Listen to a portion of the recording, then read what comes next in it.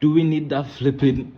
I mean, intro again. Like, you get what I mean? Like, I'm flipping like excited as a Manchester United fan. Can't lie. This is it. This is the flipping club. Tell everyone this is the flipping club. I mean, like, first game under Michael Carrick, even though he had managed first some 3 games under after Ole Gunnar Solskjaer's period, unbeaten during that period. His first game back at Manchester United, he decides to win the Manchester Derby. I am flipping excited, and you're welcome to Gizo Talks United. and on this flipping episode of Gizo Talks United, it is a flipping review of the Manchester Derby, where we've seen a brilliant display from the Manchester United side, especially like some sort of fight and whatnot. Please don't forget to like, comment, subscribe, and also tell a friend to tell a friend. That's all. I mean, Gizo Talks United, Gizo loves United, Gizo adores United, like flipping out. So just as I said, first game back at Manchester United, Michael Carrick, who had managed Manchester United for 3 games, 2 Premier League games. That was against Arsenal and then Chelsea, where he won Arsenal 3-2, and then drew against Chelsea in a 1-1 draw. Later won against Villarreal, where we saw Jadon Sancho winning, like scoring a goal. I believe that's, if my memory serves me right. But then, when he was en route to being hired or being appointed as a Manchester United manager for this game against Manchester City, and in the subsequent one against Arsenal, there were talks about his managerial career at Middlesbrough. But in my opinion, in his first stint with Middlesbrough, he took them from relegation and then into the top 4 this time around. But then the following season, he hit it, where we saw Middlesbrough selling some of the players, and also he missed some players due to injury.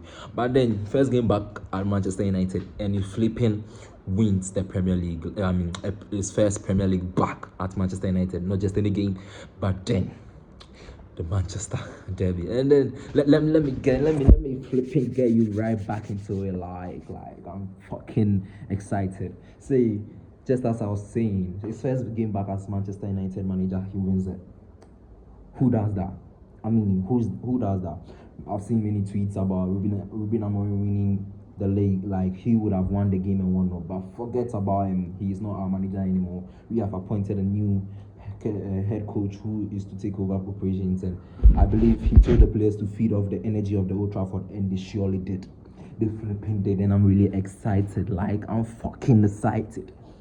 So let's get right into it. So with the lineup, we saw him bringing in Kobbie Mainoo. I mean, this could be his first start in the Premier League. And then we saw, Amad and Mbeumo starting this game against Manchester City. Like, I was really surprised. They just came from the AFCON, and then they had their first game as Manchester United players under Michael Carrick. Come to think of it, the starting lineup, in my opinion, I was like, what the hell was that? I even thought it was going with the 3-back system, but I later went into the Manchester United app to confirm which formation he will be playing. He played the fucking 4-back system, where we saw Sonny Lamansi go, Harry Maguire, Martinez, Luke Shaw, Diogo Dalot as the fullbacks. In midfield, Kobbie Mainoo, really loved seeing him there. Casemiro also in the midfield, and the front 4 as in Bruno back in the number 10 role. You get what I mean? Bruno back in the number 10 role.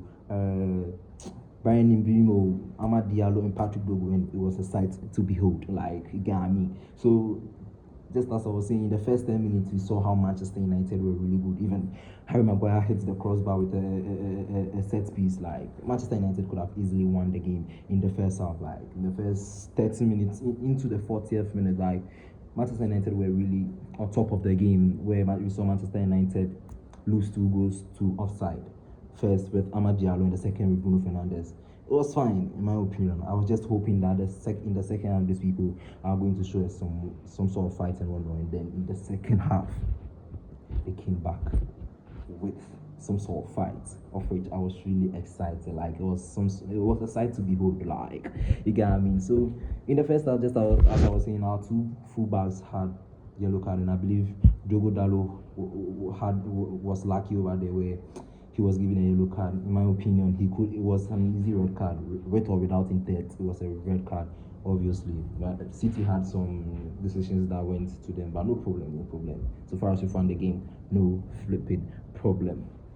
In the first half as well, we saw Samuel Lemans and Diogo Dalot combining to save. I mean, today I've been really excited about the game in general. Like, I've been really excited about the game in general. So into the second half, we saw United back in the front foot where they were facing the Stretford end. But Charlie, it just can't. It was a sight to behold, like attacks after attacks and whatnot. Until the first goal, even before the first goal, Casemiro missed a chance. I believe he could have, finished the goal, but then it is what it is. It's obviously Manchester United, and he missed it. So into the first goal of the game. After a set piece, Maguire clears the ball. Brian Bruno takes the ball, lays it off to Bruno Fernandes. Bruno Fernandes, with how creative he is and whatnot, did the perfect job. Laid the ball into Brian Bruno, so Manchester United scoring the first goal of the game. A few moments later, when Brian Bruno was taken out of the game, and Matheus Cunha brought into the game, he had a brilliant game by all standards. He went ahead to assist Patrick Dogu, where I believe he was deserving, because his performance in the game was top notch. Before the start of the game, and some people could bear with me, when Patrick Dogu was called for this game or was named in the starting lineup, I was like, we have Matheus Cunha, why do we have Patrick Dogu playing? So fast forward, he comes and gives us the best performance ever and tops us up with a flipping goal. I mean, Casemiro could have done better, just as I said, with his chance that he had and then whatnot.